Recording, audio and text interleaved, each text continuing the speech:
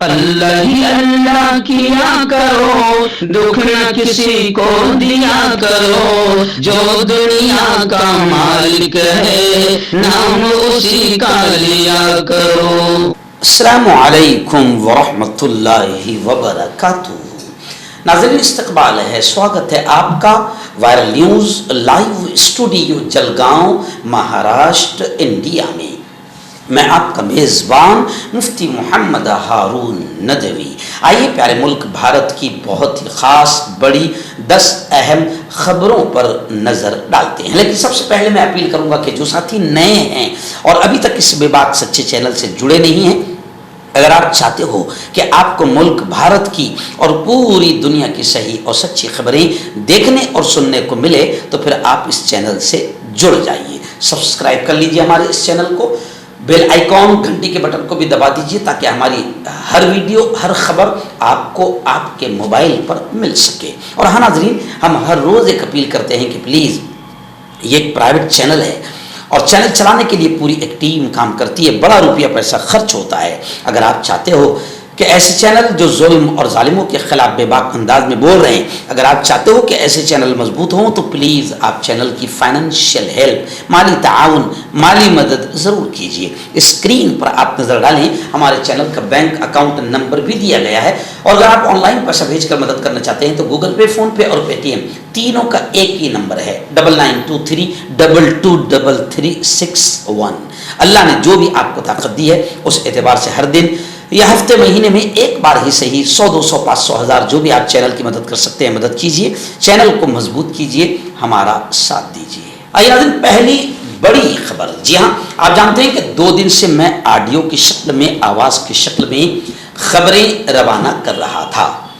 मैं आपको बता दूं कि गुज़िश्ता 2 दिन यानी 11 और 12 अगस्त को महाराष्ट्र के तालीमी शहर, educational hub, educational city Poona के खड़कवासला में सिनोरा हिल्स रिसोर्ट में बहुत ही बड़े पैमाने पर और बहुत ही प्यारे अंदाज में महाराष्ट्र प्रदेश पद अधिकारियों का कांग्रेस का एक 2 दिन का शिविर, कार्यशाला या ट्रेनिंग कैंप या जिसे तरबियती इजलास कहेंगे, वो रखा गया था। बहुत ही अहम 2 दिन का ये इजलास रहा। कांग्रेस पार्टी के दिल्ली से लेकर मुंबई तक और महाराष्ट्र, कर्नाटक, हर स्टेट के जो बड़े जिम्मेदार हैं वो भी इस कार्यशाला में तशरीफ लाए थे, शरीक हुए थे।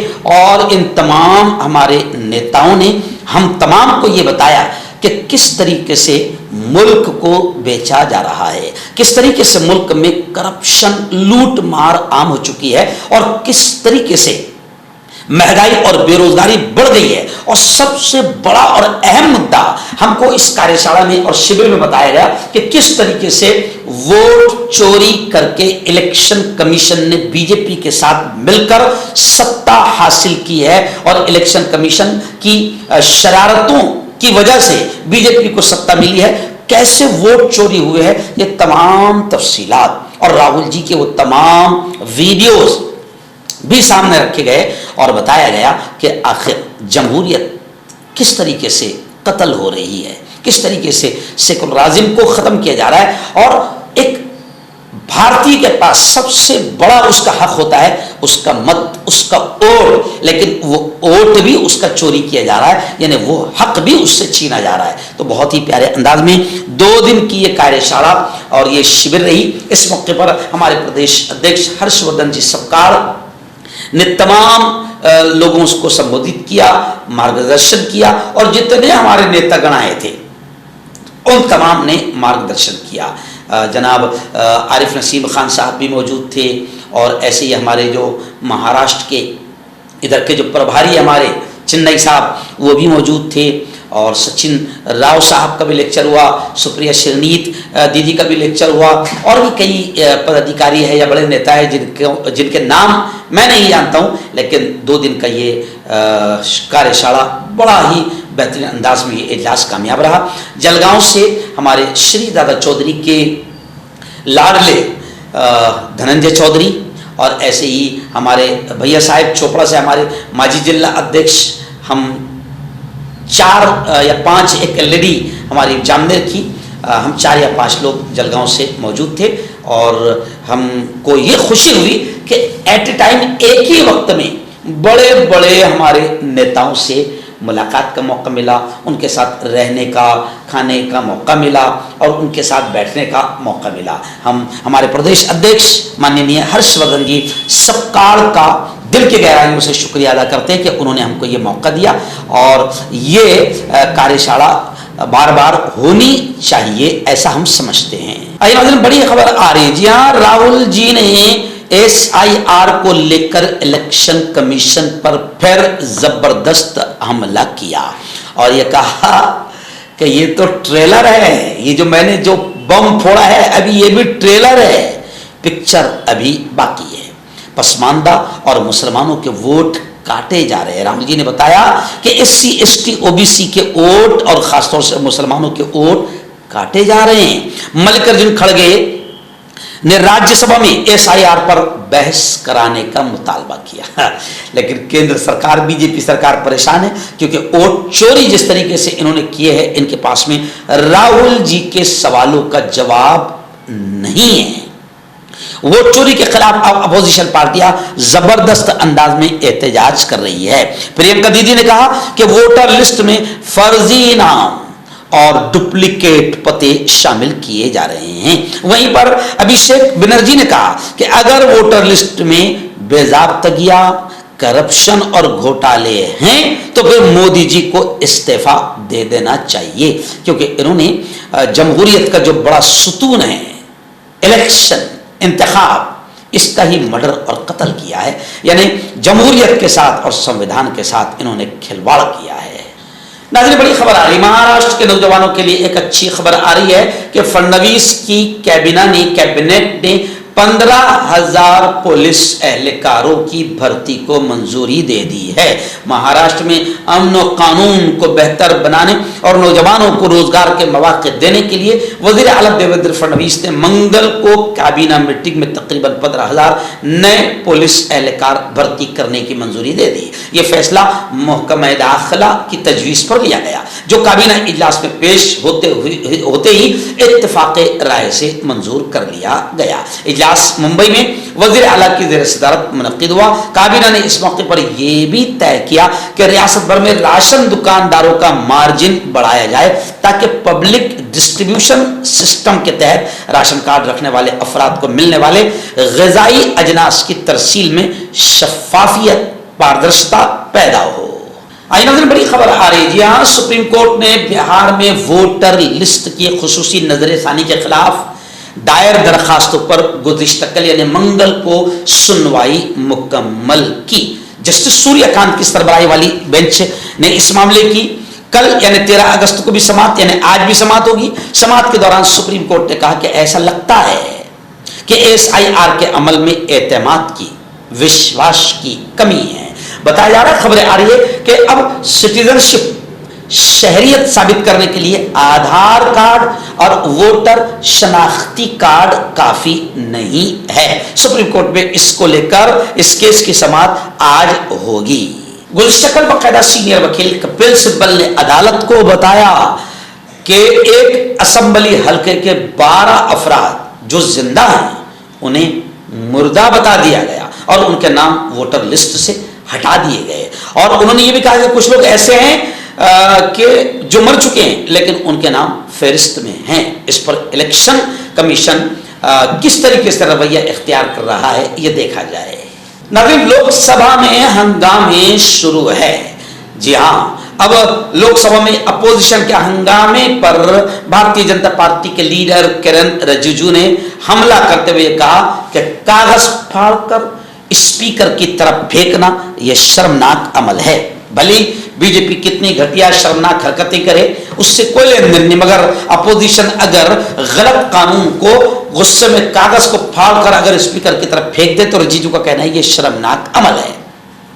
बिहार में SIR के मामले पर गुज़िश्ता कल लोकसभा में जबरदस्त हंगामा हुआ।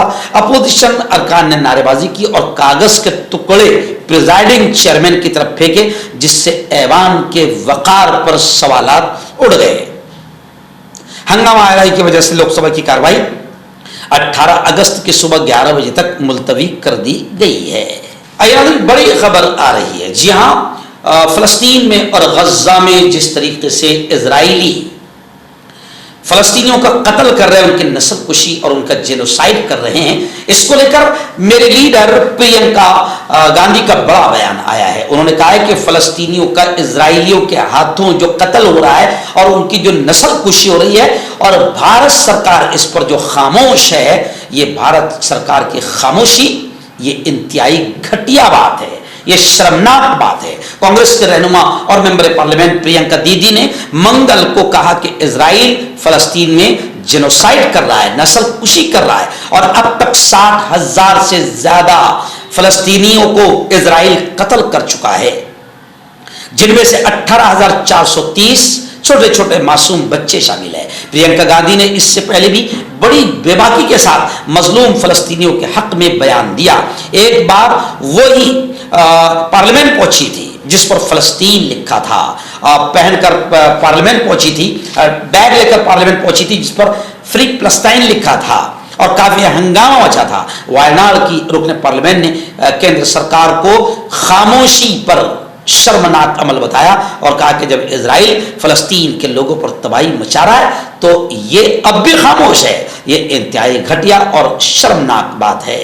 प्रियंका गांधी ने यह भी लिखा कि इजराइल ने भूख से, फाके से सैकड़ों लोगों को मार दिया है, जिनमें बच्चे शामिल है, और लाखों लोगों को भूख से मारने की धमकी भी दे दी गई है। प्रियंका ने कहा कि इन जराइम और क्राइम पर भारत सरकार की खामोशी ये एक जुर्म है, ये शर्म की बात है कि हिंदुस्तानी हुकूमत खामोश बैठी है, जबकि इजराइल फलस्तीन के लोगों को तबाही का बाइस बन रहा है।